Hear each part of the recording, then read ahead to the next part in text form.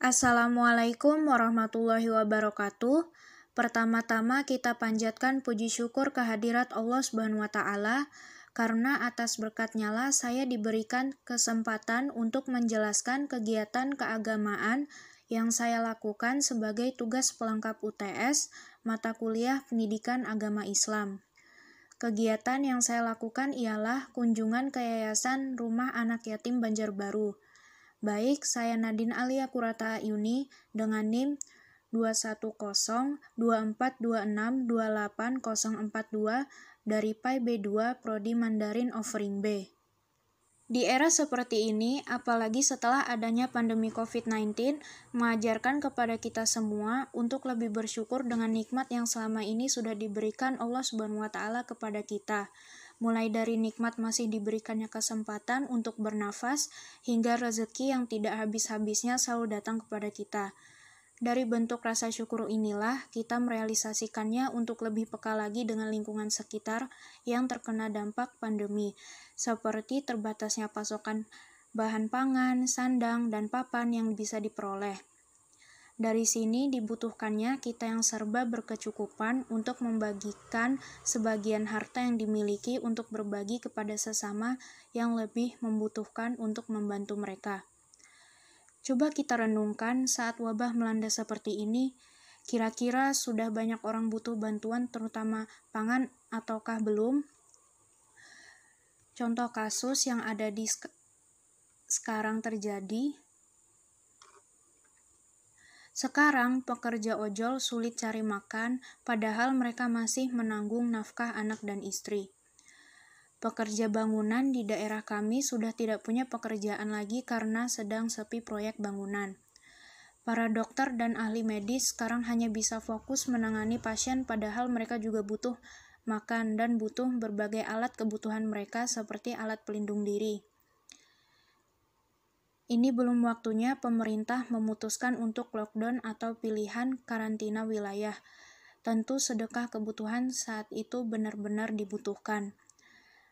Dan yang lebih dari itu, banyak anak-anak yang kehilangan orang tuanya yang meninggal pada saat pandemi ini terjadi. Tujuan kegiatan sedekah yang saya lakukan, yang pertama, mengimplementasikan rasa syukur kita yang masih diberikan kecukupan dalam hidup untuk berbagi kepada sesama. Yang kedua, turut merasakan saudara-saudara kita yang kehilangan orang tua dalam masa pandemi ini dan mampu memberikan motivasi untuk tetap bersyukur dan bersabar. Dan yang terakhir, menjalankan kegiatan berbagi kepada saudara kita yang memerlukan dengan tetap memperhatikan protokol kesehatan secara disiplin. 5 keutamaan dan kebahagiaan bersedekah. Yang pertama, sebagai ganjaran harta maupun pahala yang berlipat ganda. Bahkan dengan sedekah jariah, seseorang bisa saja terus mendapatkan pahala walau ia telah mati. Karena amalan ini yang biasa kita kenal dengan sedekah jariah. Yang kedua, sedekah dapat memanjangkan usia dan mencegah kematian buruk. Amalan kebaikan dari orang yang bersedekah ini akan terus dikenang melebihi umur hidup di dunia ini. Dengan sedekah, seseorang dijauhkan dari kematian yang buruk. Yang ketiga, sedekah sebagai penghapus dosa, seperti air memadamkan api. Dengan sedekah, Allah Subhanahu wa Ta'ala akan menghapus dosa-dosa hambanya. Oleh sebab itu, jangan pernah ragu dan menolak untuk bersedekah. Kita juga tidak pernah tahu berapa besar dosa-dosa yang kita miliki. Untuk itulah, sedekah bisa menjadi salah satu amalan yang harus konsisten kita lakukan. Yang keempat, sedekah dapat menjauhkan diri dari api neraka. Hal ini sebagai sabda Rasulullah SAW. Jauhkan dirimu dari api neraka walaupun hanya dengan sedekah sebutir kurma. Menurut hadis riwayat muttafaq alaih. Dan yang terakhir, mendapatkan naungan di hari kiamat karena sedekah. Pertama-tama, saya menyiapkan barang-barang yang ingin disumbangkan berupa barang yang layak dipakai. Contohnya seperti seragam sekolah, baju gamis, kerudung, dan masih banyak lagi. barang yang lainnya. Setelah itu, saya memasukkan semua barang ke dalam kardus dan sudah siap untuk dikemas. Untuk sedekahnya, saya masukkan ke sebuah amplop dan menuliskan identitas diri saya.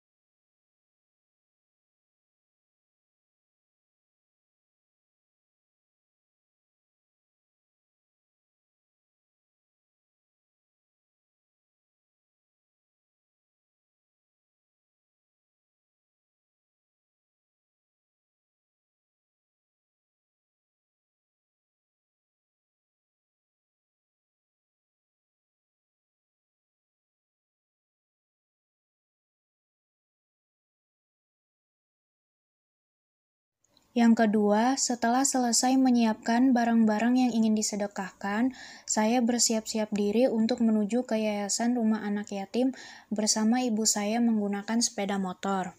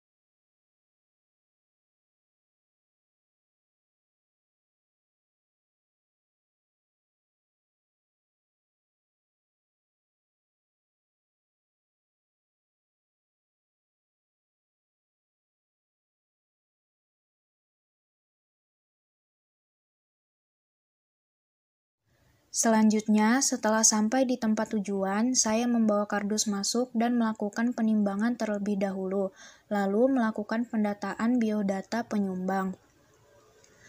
Setelah itu dilanjutkan dengan akad penyerahan disertai doa bersama.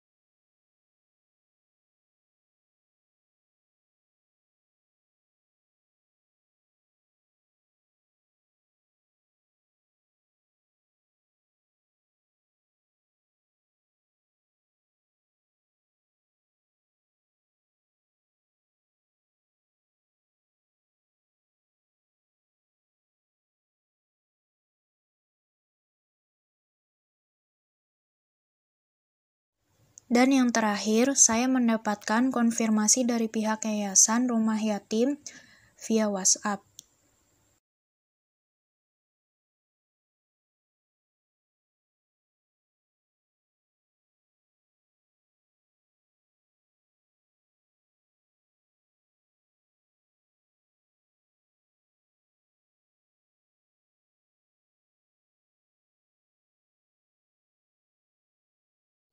Beberapa manfaat sedekah yang dapat dilihat atau dirasakan, di antaranya, yang pertama, membantu meringankan biaya hidup. Yang kedua, mengurangi tindakan kejahatan. Yang ketiga, menjaga keimanan dan melunakkan hati. Yang keempat, menumbuhkan budaya tolong-menolong antar sesama. Yang kelima, mengurangi tindakan kriminalitas. Dan yang terakhir, mengurangi kesenjangan sosial. Kesimpulan yang saya dapatkan dari kegiatan ini adalah dengan berbagi lebih peduli dengan orang lain. Terlebih mereka yang membutuhkan, manusia perlu menyadari bahwa harta yang dimiliki pada kehidupan dunia hanyalah titipan dan ada hak orang lain di dalamnya. Demikian sedikit kisah yang saya sampaikan dalam rangka berbagi kebaikan bersama anak yatim. Salah hilaf mohon dimaafkan. Akhirul kalam, Assalamualaikum warahmatullahi wabarakatuh.